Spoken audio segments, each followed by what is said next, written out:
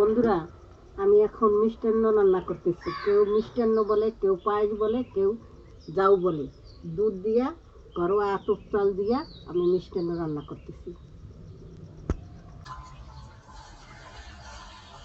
পায়েসের জন্য দুধ গরম দিচ্ছি।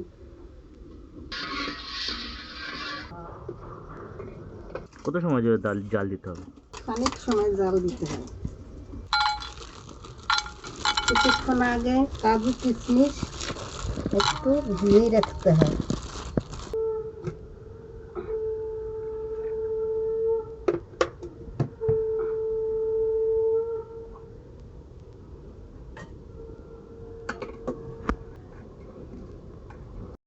দুধটা জাল হয়ে গেছে, এখন আমি আতপ চাল দিচ্ছি।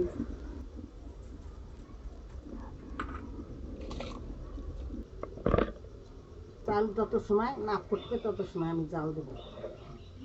তো এই কাজু বাদাম কিশমিশ আর ওই গুড় ফুড় কখন দেবে? বেরিয়েছে, চাল যখন ফুটবে তখন গুড় দিতে হবে, নাহলে চাল ফুটবে না। জাল দিতেছি, এখন অনেক সময় লাগে, চাল ফুটতে অনেক সময় লাগে, কিন্তু চাল ভালো করে না ফুটলে মিষ্টান্ন ভালো লাগে না। পায়েস যাই বলি না কেন।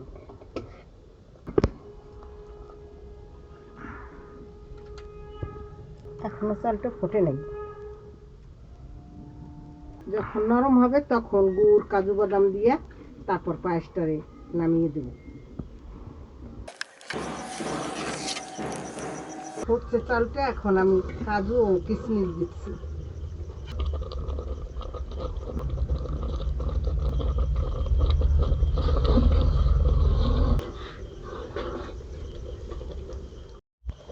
এখন আমি গুড় দিচ্ছি পরিমাণ মতন, যে যেরকম মিষ্টি খায় সেরকম পরিমাণ মতন মিষ্টি দিতে হবে।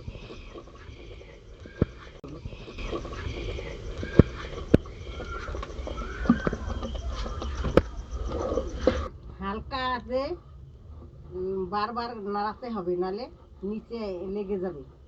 পোড়া লাগলে সেই মিষ্টান্ন আর খাওয়া যাবে না। হয়ে গেছে, এখন আমি পায়েসটা নামাচ্ছি।